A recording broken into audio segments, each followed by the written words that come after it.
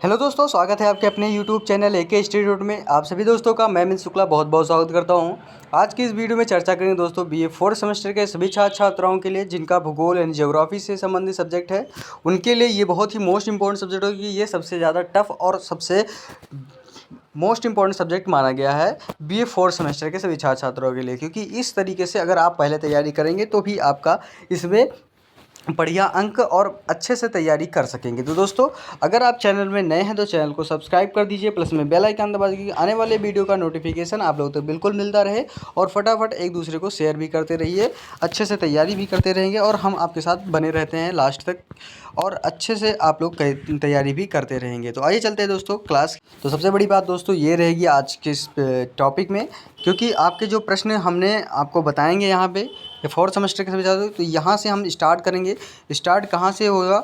ये कुछ प्रश्नों के साथ फोर्थ सेमेस्टर का स्टार्ट हो रहा है। इसमें आपको कुछ अलग तरीके से बताने का प्रयास करेंगे जो पेपर से संबंधित होगा। अब जैसे आपका प्रश्न आता है, कभी कभी पूछा जाता है कि रिटर अथवा रेड जेल के भौगोलिक योगदानों के संक्षेप में बताइए। बहुत ही मोस्ट इंपॉर्टेंट प्रश्न है और ये प्रश्न आपके पेपर में करीब ना करीब तो ये जितनी बार आपके पेपर हुए हैं समथिंग आपके पेपर में पूछा ही गया है। अगर बात करें तो सेमेस्टर वाइज तो आपका फर्स्ट सेमेस्टर है, बट ईयरली जो पेपर हुआ करते थे उसमें ये प्रश्न हर बार पूछा जाता था। तो ये इस तरीके से प्रश्न ये पूछा जाता है। इसमें दो प्रश्न अपडेट करा दिया जाता है। सबसे पहली बात तो रिटर और रेड जेल दोनों महाशयों का योगदान जो भूगोल के प्रति है उसको यहाँ पे दर्शात किया जाता है।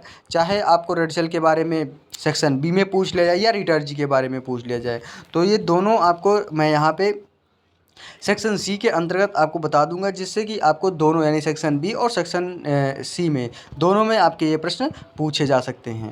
तो इस तरीके से हम आपको यहाँ पे तैयारी कराते रहेंगे। तो दोस्तों बने रहे वीडियो के अंत तक, क्योंकि इस तरीके से जो प्रश्न है वो आपके पेपर में 1000 बार पूछा गया है और जितनी बार पेपर आपके आएंगे और उतनी बार ये प्रश्न पूछे जाएंगे, क्योंकि रिटर और जो रेड जेल हैं ये जो भौगोलिक योगदान इनका है वो आपको आपके पेपर में यहाँ पे पूछा ही जाता है। अब आपका आता है जैसे रिटर का योगदान। रिटर के योगदान में क्या कैसे था वो आपको यहाँ पे हम बताएंगे। अब यहाँ पे दिया गया है यानी दर्शाया गया है दोस्तों कि 19वीं शताब्दी में रिटर हमबोल्ट की भांति वैज्ञानिक भूगोल का संस्थापक माना जाता है। जो रिटर जी हैं, रिटर हमबोल्ट जी हैं, वो हमबोल्ट की भांति एक वैज्ञानिक भूगोल का संस्थापक माने जाते हैं। उन्होंने हमबोल्ट की अपेक्षा यात्राएं कम की थी। इन्होंने अपने भौगोलिक ग्रंथमाला जैसे अर्धकुंडे के अनुसार, यानी रिटर जी का जो मोस्ट इम्पोर्टेंट है वो अर्धकुंडे है, के प्रकाशन के साथ ही भौगोलिक अध्ययन को इतने ऊंचे पहुंचा दिया कि विश्व भर के विद्वानों का ध्यान भूगोल की ओर आकर्षित हो गया था। अब रिटर जी के जो ग्रंथ हैं उसके बारे में भी आपको यहाँ पे लिखना होगा, क्योंकि इस तरीके से प्रश्न में आपको बार बार पूछा भी जाएगा। रिटर ने अपने जीवन काल में कई ग्रंथ, मानचित्र और शोध ग्रंथ लिखे थे। जैसे इन्होंने दिया है उनके मुख्य रूप से थे 1804 ईस्वी में यूरोप का भौगोलिक, ऐतिहासिक एवं सांख्यिकीय चित्रण। इन्होंने पहला अपना ये लिखा था, पहला ग्रंथ लिखा था यूरोप का भौगोलिक। फिर आता है 1806 ईस्वी में इन्होंने लिखा था यूरोप के 6 मानचित्र। 1807 ईस्वी में यूरोप के भूगोल का दूसरा खंड। फिर आता है 1811 ईस्वी में तक विधितंत्र पर कई शोध पत्रों का प्रकाशन। तो इस तरीके से इन्होंने अपना जो ग्रंथ लिखा है वो 1811 ईस्वी में इन्होंने तक जो लिखा था 1811 तक विधितंत्र में कई शोध पत्रों का प्रकाशन हुआ था। उसके बाद फिर आता है 1817 में इन्होंने भौगोलिक ग्रंथ अर्धकुंडे का प्रथम खंड लिखा था। बहुत ही मोस्ट इम्पॉर्टेंट है, सबसे ज़्यादा और सबसे मोस्ट इम्पॉर्टेंट यही है। इनके जो रिटर जी का जो ग्रंथ है वो भौगोलिक जो है वो अर्धकुंडे का प्रथम खंड। उसके बाद द्वितीय खंड जो इसमें आपको ज्ञान करना होता है, इसमें जो पढ़ाया जाता है एशिया महाद्वीप का वर्णन था, वह 1898 ईस्वी में। और 1833 ईस्वी में अर्धकुंडे का बृहदाकार ग्रंथमाला था, जिसमें लगभग 20,000 पृष्ठ थे तथा और 1859 ईस्वी में अर्धकुंडे के 19 ग्रंथों का प्रकाशन हुआ था। रिटर ने भौगोलिक ज्ञान के प्रसार के लिए भौगोलिक पत्रिका का प्रकाशन के लिए एक भौगोलिक समिति का स्थापना भी किया था। वह आजीवन 31 वर्षों तक उस समिति का प्रेसिडेंट रहे थे। रिटर एक जर्मन भूगोलवेत्ता थे।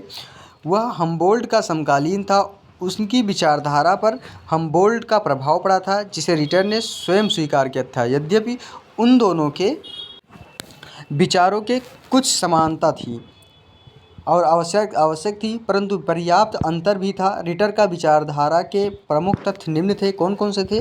फर्स्ट नंबर आता है कि रिटर वातावरण निश्चयवाद का समर्थक था। जो रिटर जी थे, पहले चीज़ तो वो वातावरण और निश्चयवाद के समर्थक थे। उसके बाद फिर आता है, उनके अनुसार भौगोलिक विविधता के द्वारा ऐतिहासिक विविधता उत्पन्न होती है। सेकेंड नंबर इनका जो विचारधारा थी, रिटर जी के विचारों का लगातार विकास होता रहा है और इसलिए रिटर की विचारधारा का ठीक ज्ञान केवल एक ही लेख या ग्रंथ पढ़ने से नहीं हो सकता, वरन रिटर की समस्त ग्रंथों व लेखों का अध्ययन से होता है। थर्ड नंबर आता है कि रिटर ने गैटरर तथा होमेर की शुद्ध भूगोल की विचारधारा को बिल्कुल अस्वीकार कर दिया था। उसके विचार ज्यूने के विचार से मिलते जुलते थे, जो किसी क्षेत्र के भू रचना, जलवायु जिसे कहते हैं पौधों, जीव जंतु तथा मनुष्यों में अंतर संबंध मानता था। रिटर के विचार ज्यूने से भी अधिक विस्तृत और तर्क संगत थे। उसकी यह समानता थी, यानी कि उसकी यह मान्यता थी कि किसी क्षेत्र की स्थिति, भौतिक लक्षणों, जलवायु और प्राकृतिक संसाधनों और साधनों के सहसंबंध द्वारा ही उस क्षेत्र के भौगोलिक व्यक्तित्व को समझाया जा सकता था। उसके बाद फिर आता है फोर्थ नंबर। इसमें कहा गया कि रिटर ने अपने उद्देश्य की व्याख्या करते हुए बताया था कि उसका उद्देश्य समस्त थल का सजीव चित्रण प्रस्तुत करना है, जिसमें उसके प्राकृतिक व कृषि के उत्पादों को, उसके प्राकृतिक और मानवीय लक्षणों को तथा सबको एक संबद्ध पूर्ण के रूप में इस प्रकार प्रस्तुत किया जाता है कि मानव और प्रकृति के विषय में सबसे अधिक महत्वपूर्ण अनुमान स्वयं स्पष्ट हो जाए, यानी विशेष करके जब उनकी साथ साथ तुलना की जाए। 5 नंबर फिर लिखा था इन्होंने कि रिटर ने क्षेत्रीय संबंध के सिद्धांत को संगठित किया था। उनका मत था कि पृथ्वी और उनके निवासियों में सबसे अधिक घनिष्ठ पारस्परिक संबंध होते हैं और दोनों में से किसी एक को भी उसके समस्त संबंधों में एक दूसरे के बिना प्रस्तुत नहीं किया जाता है, और इस प्रकार वह भी हमबोल्ट के समान प्रकृति की एकता को मानता था। फिर उन्होंने 6 नंबर लिखा था कि भूगोल के लिए उसने अर्धकुंडे शब्द को अपनाया था। इसके अंतर्गत पृथ्वी का सर्वाधिक पूर्ण और ब्रह्मांडीय दृश्य से लेकर इसको सुंदर इकाई में संगठित करके इसमें संपूर्ण ग्लोब का वर्णन तथा मानव एवं उसके सृष्टिकर्ता का संबंध की विवेचना होना चाहिए। तो इस तरीके से इन्होंने अपना विचार प्रकट किया था। उसके बाद फिर आपका आता है नेक्स्ट, यानी कि रिटर के अध्ययन तथा वर्णन की विधियाँ। इसमें आता है कि रिटर ने अपने अध्ययन में निम्न विधियों को अपनाया था। वो कौन कौन सी विधि हैं? फर्स्ट नंबर तो अनुभाविक विधि है। इसमें है कि रिटर भूगोल को एक अनुभाविक विज्ञान मानता था, इसलिए इसने भौगोलिक अध्ययन के लिए अनुभाविक विधि का प्रयोग किया था और सावधानीपूर्वक शुद्ध प्रेक्षण करना और प्रेक्षणों को एकत्र करना और उस सत्य को निश्चय करना आदि इस विधि को अपनाया गया था। फिर सेकंड नंबर आता है तुलनात्मक विधि, यानी घटनाओं के कारण संबंधों को समझाने के लिए रिटर ने तुलनात्मक विधि को अपनाया था और इसलिए अपने ग्रंथमाला यानी अर्धकुंडे का उपशीर्षक सामान्य तुलनात्मक भूगोल रखा था। थर्ड नंबर फिर में इन्होंने लिखा था कि विश्लेषण तथा संश्लेषण विधि। इसमें इन्होंने लिखा है कि रिटर ने प्रेक्षणों का विश्लेषण करना, उनके तथ्यों की तुलना करना और बाद में विभिन्न अंगों को एकत्रित करके उसके संश्लेषण द्वारा क्षेत्र के सभी तथ्यों का सम्मिलित रूप देखना तथा अन्य सामान्यीकरण करना। इस विधि से भूगोल को वैज्ञानिक ढांचा प्रदान करना था। फिर आता है फोर्थ नंबर मानचित्र विधि। इन्होंने लिखा है कि रिटर ने भौगोलिक अध्ययन के लिए मानचित्र विधि का भी प्रमुख विधि माना था और उसने यूरोप के भौतिक मानचित्र बनाए थे। उसके अतिरिक्त उसकी ग्रंथमाला में प्रादेशिक मानचित्र भी दिए गए थे। संक्षेप में कहा जा सकता है कि रिटर भूगोल के क्षेत्र में एक बहुत बड़ा निर्माण करता था। उसने 18वीं शताब्दी के भूगोल शास्त्रियों के बिखरे हुए असंबद्ध विचारों को लिया, उसका प्रवर्तन किया और उनकी भूगोल का वह स्वरूप प्रदान किया जो आज सामान्य है। उसने आनुभविक विधि से तुलनात्मक विधि की महत्ता की व्याख्या करके मानव और वातावरण के संबंधों का विश्लेषण करने की विधि बताई। उसने प्रादेशिक अध्ययन का राजनीतिक विभागों के बजाय प्राकृतिक विभागों पर बल दिया। उसने प्रादेशिक भूगोल के ढांचे को स्थापित किया और अपनी उद्देश्यवादी विचारधारा में उसने वर्तमान के साथ भविष्य का भी अनुमान भी किया था। उसके बाद फिर आता है रेडजल का योगदान। इसमें लिखेंगे कि भूगोल के अध्ययन में मानव के स्थान को अस्थायी रूप देने का कार्य रेडजल ने किया था। यानी इसलिए रेडजल को मानव भूगोल को जन्मदाता भी कहा जाता था। यानी कि जो रेडजल का जो अस्थायी रूप दिया गया था वो रेडजल के मानव भूगोल को जन्मदाता के रूप में माना जाता है। फिर आता है रेडजल के द्वारा लिखे गए भौगोलिक ग्रंथों में मुख्य स्थान एंथ्रोपोज्योग्राफी का है। इनका प्रथम ग्रंथ था 1882 में प्रकाशित हुआ था। जिस प्रकार पेसेल के लेखों में भूभौतिकी का जन्म हुआ था और उसी प्रकार रेडजल ने के एंथ्रोपोज्योग्राफी यानी ग्रंथ के प्रकाशन से मानव भूगोल का विकास हुआ था और इस अध्ययन में भूतल के समस्त तत्वों और मानव के संबंधों को क्रमिक पद्धति में रखा गया था। रेडजल ने भूगोल का अध्ययन और विकास अपनी यात्राओं द्वारा किया। जिस प्रकार हम्बोल्ट ने यात्रा करके पृथ्वी के तत्वों के साथ स्वयं संपर्क में आकर उनका वर्णन किया था, उसी प्रकार रेडजल ने भी अपनी यात्राओं के द्वारा यथार्थ बातों से सीधा संपर्क स्थापित करके उनका अध्ययन का वर्णन किया था। रेडजल ने स्वयं अपने शब्दों में लिखा है कि I travelled, I sketched, I described, thus I was led to the description of nature. यानी रेडजल का जो प्रमुख योगदान दिया गया था इसमें अब आपका आ गया रेडजल के प्रमुख। तो ये जो हमने बताया अभी आपको, ये उनका अपने भाषा में लिखा था। I travel, I sketched, I described, thus was she led to description of nature. फिर आता है रेडजल की प्रमुख योगदान जो दिया गया है यहाँ पे, उनका रेडजल का जो योगदान है उसके बारे में। रेडजल ने मानव भूगोल का क्रमबद्ध अध्ययन प्रस्तुत किया है। मानव भूगोल के 2 खंडों में उन्होंने 3 मुख्य तथ्यों का अध्ययन किया है। कौन कौन से हैं? फर्स्ट नंबर आता है कि पृथ्वी पर मानव का वितरण एवं समूहन। सेकंड नंबर में आता है कि जनसंख्या के वितरण, प्रतिरूप और प्राकृतिक वातावरण तथा मानव प्रवर्जन का प्रभाव। थर्ड नंबर में आता है कि प्राकृतिक वातावरण का व्यक्ति एवं समाज का प्रभाव। फिर आता है प्रमुख भौगोलिक संकल्पनाएं। यानी कि रेडजल ने भूगोल में हम्बोल्ट तथा रिटर के समय से प्रचलित संकल्पनाओं की नई व्याख्या की कुछ नई संकल्पनाएं भी प्रस्तुत की हैं। वो कौन कौन सी हैं वो आपको यहाँ पे हम बताएंगे। जैसे फर्स्ट नंबर दिया गया है कि रेडजल ने अपनी प्रकृति अंतर संबंध की नवीन ढंग से विवेचन किया है। मानव परिस्थितिकी संबंध को वे पारिस्थितिकी दृष्टिकोण से देखते थे, अर्थात मानव को वे एक जैविक तत्व मानकर मानव किस प्रकार अपने वातावरण के विभिन्न तत्वों से प्रभावित होता है इसका सही आकलन करना चाहते थे। फिर आता है सेकंड नंबर।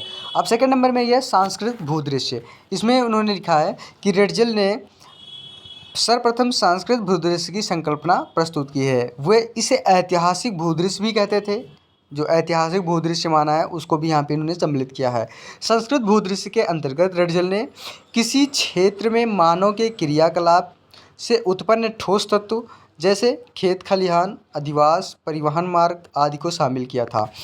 इनमें से प्रत्येक के वितरण, प्रतिरूप, परस्पर संबंध तथा ऐतिहासिक पृष्ठभूमि के गहन अध्ययन की जो आवश्यकता पर बल देते थे। किसी तत्व के ऐतिहासिक और पृष्ठभूमि को भी उसकी व्याख्या के लिए उतना ही अधिक महत्वपूर्ण मानते थे। यानी कि जो उन्होंने अपनी पृष्ठभूमि को बताया है उसी प्रकार यानी भूगोल पर जितना वो बल दिया था वो अपने अनुसार वो अपना बल देने का प्रयास किया है। यानी कहा जाता है कि जितना विद्यमान प्राकृतिक वातावरण के तत्वों से अंतर संबंध को माना है। यानी उदाहरण के लिए किसी क्षेत्र के अधिवास के वितरण, प्रतिरूप, प्राय आकार, उसके अंदर ग्रहों का वितरण, प्रतिरूप, उसकी स्थिति तथा आंतरिक संरचना, निर्माण सामग्री एवं डिजाइन आदि को समझने के लिए विद्यमान प्राकृतिक वातावरण जैसे धरातल का स्वरूप, जलवायु, मिट्टी को ही जानना पर्याप्त नहीं, इनका पर्याप्त प्रभाव पड़ता है या निर्विवाद है। तो ये आता है सांस्कृतिक भूदृश्य के अंत। इसके बाद थर्ड आता है, थर्ड जो उन्होंने विचारधारा प्रस्तुत किया था अपना,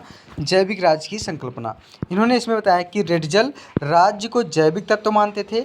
वे राज्य को धरती से जुड़ा जीव मानते थे। जो राज्य है उसी से उनको धरती का से जुड़ा जीव मानते थे। उनके अनुसार हर राज्य मानवता का एक अंश एवं भूतल का एक खंड है। उनके अनुसार कहा गया है कि कोई राज्य किसी जीव की तरह या तो बढ़ेगा या समाप्त होगा, कभी स्थिर नहीं रहेगा। रेडजल का सामाजिक डार्विनवाद से अधिक प्रभावित थे। जो रेडजल को प्रमुख योगदान निम्न है। कौन कौन से योगदान है? फर्स्ट नंबर आता है कि रेडजल मानव प्रकृति के संबंधों की व्याख्या करना चाहते थे। सेकंड नंबर, वे मानव के प्रकृति के अंतर संबंध में रिटर की तरह स्वदेशवादी नहीं थे। थर्ड नंबर में आता है कि वे मानवकृत तत्वों को विवेचन, उद्भव, विकास के ऐतिहासिक दृष्टिकोण से करने के पक्ष में थे।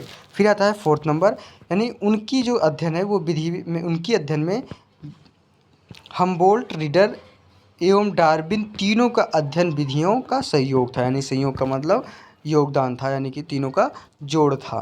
तो ये था दोस्तों आपका रीटर और रेडजल जी का जो योगदान था भूगोल में, उसके बारे में। तो दोस्तों ये था आज की क्लास में, बस इतना तक। और अगली वीडियो में हम आपको मॉडल पेपर सॉल्व कराएंगे, जो आपको इस प्रश्न को उसमें अपडेटेड रहेगा।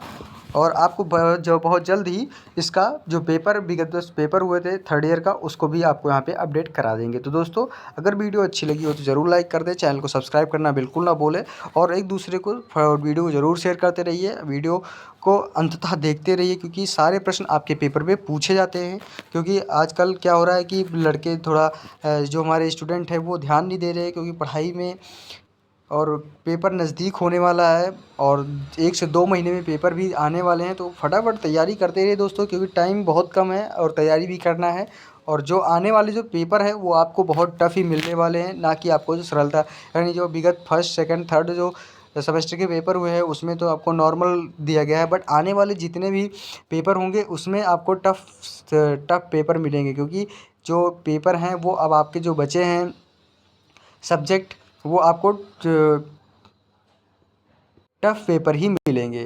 तो अब मेरा यही कहना है कि आप लोग शुरू से ही तैयारी करते रहिए और आपको कोई भी परेशानी नहीं आएगी। तो इसी के साथ दोस्तों अगली वीडियो में मॉडल पेपर के साथ उपस्थित होंगे। धन्यवाद दोस्तों, जय हिंद।